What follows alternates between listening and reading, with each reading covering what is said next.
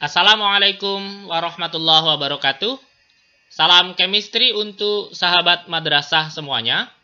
Kita berjumpa kembali dalam video presentasi pembelajaran kimia. Dan kali ini kita akan membahas bagaimana cara menghitung pH larutan penyangga. Nah, sebagaimana dalam video sebelumnya, larutan penyangga itu terdiri dari dua jenis, yaitu penyangga asam dan penyangga basa. Nah, penyangga asam di dalamnya itu terdapat asam lemah dengan basa konjugasinya, sementara penyangga basa di dalamnya terdapat basa lemah dengan asam konjugasinya. Nah, ini adalah contohnya campuran CH3COOH dengan CH3COONA.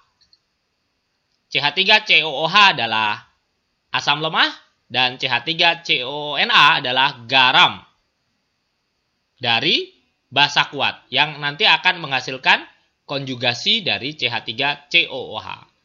Larutannya membentuk buffer asam.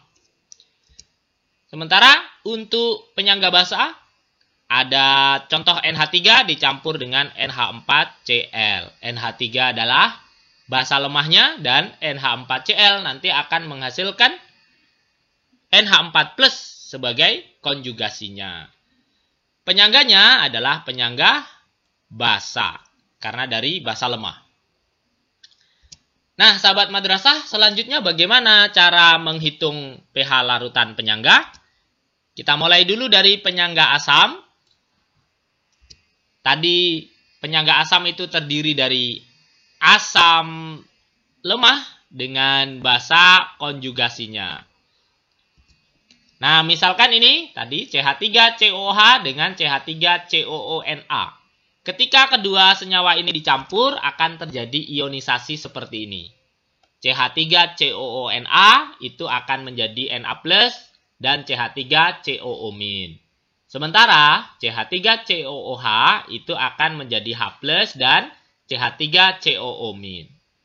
Nah, perhatikan sahabat madrasah, CH3COOH ini adalah asam lemah, sehingga dia terion sebagian. Maka reaksinya adalah reaksi kesetimbangan atau reaksi bolak-balik. Nah, karena reaksi bolak-balik, kita bisa mencari tetapan kesetimbangannya, yaitu Ka. Nah, tetapan kesetimbangan itu adalah perkalian konsentrasi produk dibagi dengan konsentrasi reaktan. Masing-masing dipangkatkan koefisiennya. Nah, produknya adalah H+ dikali CH3COO- per reaktannya adalah CH3COOH. Sehingga tetapan kesetimbangan asamnya seperti ini. Nah, kalau persamaan matematika ini saya susun ulang, maka Ka ini saya kalikan dengan CH3COOH akan sama dengan CH3COO- dikali H+. Nah, karena kita mau mencari pH, berarti kita harus cari konsentrasi H+-nya. Dari persamaan ini, berarti H+-nya adalah Ka dikali CH3COOH per CH3COO-. Menjadi seperti ini. Nah, mudah ya. Nah, tadi kita sudah punya persamaan ini dan ionisasi seperti ini. Perhatikan sahabat madrasah bahwa CH3COO- itu berasal dari dua ionisasi. Yang ini ya. Yang pertama dari ionisasi garam, yang kedua dari ionisasi asam. Nah, ini dia. CH3COO- itu berasal dari ionisasi garam, yaitu CH3CONA, dan ionisasi asam lemahnya, yaitu CH3COOH. Tapi, karena CH3COOH itu asam lemah, maka CH3COO- dari ionisasi CH3COOH akan sangat sedikit, karena asam lemah itu terionisasi sebagian saja. Maka di dalam larutan, CH3COO- yang berasal dari asam, itu jauh lebih sedikit dibandingkan CH3COO- yang berasal dari garam. Sehingga kita bisa menganggap bahwa CH3COO- di dalam larutan itu hanya berasal dari garam saja. Karena ini itu jumlahnya sedikit sekali dibandingkan yang dari garam. Maka kalau secara matematis supaya mudah menghitungnya, CH3COO- yang berasal dari asam bisa diabaikan. Nah, kalau seperti itu berarti rumus ini akan menjadi seperti ini.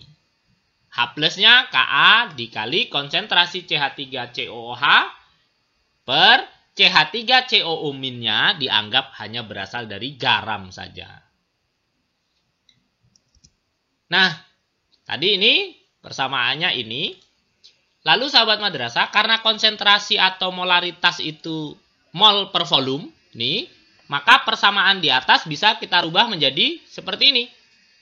Konsentrasi CH3COH-nya adalah mol CH3COH per volume, dan konsentrasi CH3COO-nya adalah mol CH3COO- per volume. Nah, karena ini nanti berada dalam wadah yang sama bercampur, maka volumenya sama. Sehingga ini bisa kita saling bagi. Maka hasil akhirnya untuk mencari konsentrasi ion H+, larutan penyangga asam itu berasal dari asam lemah dengan konjugasinya, maka menggunakan persamaan H+ sama dengan Ka dikali mol asam lemah per mol basa konjugasi. Karena nanti sudah ada H+, maka kita bisa langsung mencari pH-nya sama dengan min log H+. Nah, demikian untuk penyangga asam. Nah, kita tadi sudah punya persamaan penyangga asam ini. Nah, dengan cara yang sama, maka penyangga basa itu nanti menghasilkan OH-. Yang persamaannya mirip dengan penyangga asam, yaitu OH- sama dengan Kb kali mol basa lemahnya per mol asam konjugasi. Ini basa lemah karena memang penyangga basa dihasilkan dari basa lemah dengan asam konjugasinya. Lalu, karena penyangga basa itu melepas OH-, maka kita menghitung dulu pOH. Kemudian pH-nya baru 14 dikurang pOH. Nah, sahabat madrasah, Anda harus menguasai ini dua persamaan ini karena nanti ini akan dipakai atau digunakan untuk menentukan pH larutan penyangga. Diingat kembali, penyangga asam itu terbuat dari asam lemah dan basa konjugasinya. Dia melepaskan H+, dan H+-nya sama dengan Ka kali mol asam per mol basa konjugasi. Sementara penyangga basa itu dibuat dari basa lemah dengan asam konjugasinya dan melepaskan OH-. OH-nya sama dengan Kb kali mol basa per mol asam konjugasinya. Nah, demikian. Ini contohnya. Kalau kita mempunyai campuran CH3COH dengan CH3CONA, masing-masing 50 ml, CH3COH 0,1 molar dan CH3CONA 0,2 molar. Berapa pH-nya? Nah, kita harus analisis, CH3COH ini adalah asam lemah. Kemudian CH3CONA ini adalah garamnya dari basa kuat. Maka dia akan menghasilkan buffer asam. Nah, karena menghasilkan buffer asam berarti nanti melepaskan H+. Kita hitung molnya dulu. Mol asam itu molaritas kali volume. Molaritasnya 0,1 molar kali 50 ml menghasilkan 5 mmol. Sementara untuk garamnya menghasilkan 10 mmol. M kali V 0,2 molar kali 50. Ini 0,2 molar kali 50 ml. 10 mmol. Nah, yang digunakan dalam persamaan itu adalah konjugasinya. Maka CH3CONA ini akan menghasilkan konjugasi CH3COO- berapa milimol. Nah, karena CH3COO ini jumlahnya 1, maka akan menghasilkan 1 CH3COO- juga. Maka molnya sama. Nah, sama dengan mol garamnya. Karena dia adalah buffer asam menghasilkan H+, dan persamaan H+-nya adalah Ka kali asam lemah per mol basa konjugasi. Asam lemahnya siapa? Asam lemahnya adalah CH3COOH. Konjugasinya adalah CH3COO-. Tinggal kita masukkan. Asam lemahnya 5 mmol. 5 mmol. Kemudian konjugasinya adalah yang ini. Kebetulan sama dengan mol garamnya. Karena 1 CH3COONA menghasilkan 1 CH3COO-. Masukkan 10 mmol, kemudian Ka-nya adalah 1 kali 10 pangkat min 5. Diperoleh 5 kali 10 pangkat min 6 molar. Karena ini sudah H+, maka pH-nya adalah 6 min log 5. Nah, demikian. Contoh yang kedua, kalau misalkan kita mempunyai NH3 dengan HCl. Nah, NH3 dengan HCl. Berapa pH-nya? Nah, NH3 itu adalah basa lemah. HCl adalah asam kuat. Kita harus menganalisis dulu apakah ini menghasilkan hidrolisis garam. Nah, hidrolisis garam itu kalau kedua reaktan habis hanya tersisa garamnya saja. Atau dia menghasilkan buffer. Nah, kalau menghasilkan buffer maka basa lemahnya harus bersisa. Reaksinya akan membentuk garam. Nah, dia akan menjadi buffer kalau basa lemahnya bersisa. Kalau keduanya habis, hanya tinggal garam, maka dia menghasilkan garam terhidrolisis. Nah, kita harus cek dulu. NH3 ditambah HCl menjadi NH4Cl. Mula-mula NH3-nya 10 mmol dari 0,1 kali 100 ml. Kemudian HCl-nya 5 mmol itu dari 0,1 kali 50 ml. Nah, reaksinya berarti NH3 akan bereaksi 5 mmol dan HCl bereaksi 5 mmol. Karena perbandingannya 1 banding 1 banding 1. Kalau NH3 bereaksi 5 mmol, HCl 5 mmol. Dan NH4Cl juga 5 mmol. Sisanya ternyata adalah NH3 dan dihasilkan garamnya. Maka dia akan membentuk buffer karena di dalamnya ada basa lemah 5 mmol dan garamnya dari asam kuat 5 mmol. Nah, karena dia buffer basa, maka akan melepaskan OH-.